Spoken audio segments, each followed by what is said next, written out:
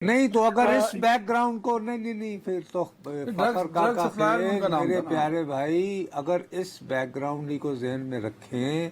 تو اس میں پہلگام حملے کے بعد اس صاحب کا خفیہ انداز میں بھارت جانا اور وہاں پہ اجیت دیول جیسے لوگوں سے ملنا، تو پھر یہ تو انڈیکیٹ کرتا ہے کہ یہ کوئی تیاری ہے کہ پاکستان میں کم از کم بلوچستان میں مزید کو تخریب کاری کی زیادہ ہولناک وارداتیں ہوں، اور اس کا ایک تھوڑا سا ٹریلر ہمیں کل دیکھنے کو بھی ملا ہے قلعہ عبداللہ میں۔ اگر نصرت صاحب میں آپ کو اس کا ایک اور اینگل بتا دوں جو مقامی، جس کو ہم افغانستان کے اندرونی صورتحال سے اس کو آپ کنیکٹ کر سکتے ہیں۔ گزشتہ ایک سال سے عدنان بھی جانتے ہیں، یہ بھی رپورٹ کرتے رہے، جو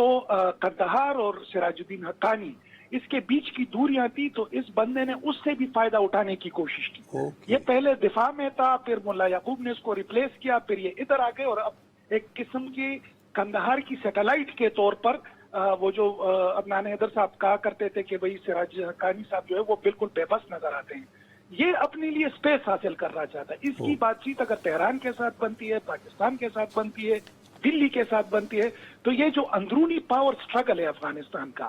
اس میں میرے خیال میں یہ کوشش کرے گا، جس طرح میں نے شروع میں کہا کہ سینئر لیڈرشپ میں اس کا تو شمار ہوتا ہے، لیکن اس کی یہ جو بدلتے رخ ہیں، تو آپ یوں کہہ سکتے ہیں کہ یہ مسلسل اپنے جس کو اپرچونٹیز کہا جا سکتا ہے، جہاں تک ہندوستان جانے کی بات ہے۔ اچھا نہیں، آپ کہہ رہے ایک بات ایسا دیکھیں، یہاں پہ ایک چیز میں مینشن کرنا چاہتا ہوں فخر بھائی، شاید آپ کو یاد ہوگا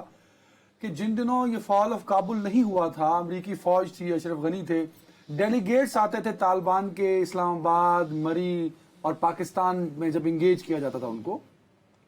تو 2 دفعہ ان کا نام تھا، ان کا اصل نام ہے خدا داد، تو ابراہیم صدر صاحب کا 2 دفعہ سر ڈیلیگیشن میں نام تھا، اور یہ پاکستان نہیں آئے تھے۔ یہ اوپنلی پاکستان کی مخالفت کرتے ہیں، اوپنلی، اب کہ یہ انہوں نے پاکستان آنے سے ان کا نام دیا گیا طالبان کی جانب سے، پر جب ڈیلیگیٹس یہاں پہ پہنچے تو ان میں یہ نہیں تھے، پھر انہوں نے کہا کہ میں پاکستان نہیں جانا چاہتا، پاکستان ہمارا دشمن ہے۔ اچھا یہ کیٹیگوریکلی کہہ چکا ہے یار، تو وہ فخر کاکا اور اگر میں یہ کہوں کہ ان کو یہ پتا ہے کہ پاکستان میں جتنا میں کھیل چکا ہوں اور جتنا میں ایکسپوز ہو چکا ہوں، یہاں گوٹی کھیلنا مشکل ہے، بنسبت اس کے کہ دلی کو پھانسا جائے اور کسی طریقے سے اس پاور سٹرکچر کا جو اس کا حصہ بنا بیک گراؤنڈ جائے۔ ہے۔ اس آدمی کا بیک گراؤنڈ لکیلی اپنے یعنی تجربے کی وجہ سے پھر آپ نے کنفرم کر دیا، تیسری کنفرمیشن عدنان نے بھی کر دی، تو ہم تو اس کو کہہ دیں کہ جی یہ ایک موقع پرست آدمی ہے جو ایسے موقع پر بھارت کے کام آ سکتا ہے، یا یہ گنجائش دیکھ رہا ہے کہ بھائی صاحب آپ کو میری ضرورت ہے، کچھ کام کروانا ہے۔ لیکن بھارتی وزیر خارجہ جو بہت ہی لیے دیے رہتے ہیں، سفارتکار ہونے کے باوجود کافی موصوف رونت کا مظاہرہ کرتے ہیں، شواسمی، تو انہوں نے خود ٹیلی فون کیا، کسی کے ریکویسٹ پہ نہیں، انہوں نے فون کیا امیر خان متقی کو، اور اس میں ان کا شکریہ ادا کیا کہ جی آپ نے پہلگام کی مذمت کی۔ اب میں قربان جاؤں کہ کہاں سے مذمت آ رہی ہے دہشت گردی کی، وہ ایک الگ بات ہے، لیکن افغان حکومت نے جو اسی گفتگو کے بارے میں پریس ریلیز جاری کی ہے، وہ یہ کہہ رہی ہے کہ ہم نے باہمی تعلقات پر گفتگو کی، اور اس میں بھی زیادہ توجہ دی کہ ہمارے سفارتی تعلقات بہتر ہوں، ہماری تجارت بڑھے، اور اس کے بعد یہ کہ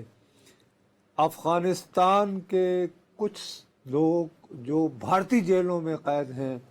ان کی رہائی کا بندوبست ہو پائے، اور افغان شہریوں کو بھارتی ویزا ملنے میں آسانی ہو۔ اس میں پہلگام کی مذمت وغیرہ اور یہ وہ اس کا تذکرہ نہیں ہو رہا، تو ہم یہ کہہ سکتے ہیں کہ باوجود تمام تر تحفظات کے افغانستان کی ابھی جو طالبان حکومت ہے اس کا جو لیڈنگ فیکشن ہے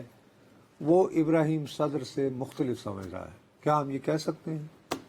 मुकम्मल तौर पर नुसरत साहब मैं आप ही के शो पर कह चुका हूं, एक तो अफगानिस्तान का ये हिंदुस्तान का ये मसला है कि वहां पर हर तीसरा चौथा शख्स खुद को अफगानिस्तान उमूर का माहिर समझता है, और ये तारीख से साबित है, चाहे वो जाहिर शाह की हुकूमत हो या फिर उसके बाद सरदार दाऊद की या फिर आखिरी डॉक्टर नजीब की, जब विजय निम्यार इनके सफीर हुआ करते थे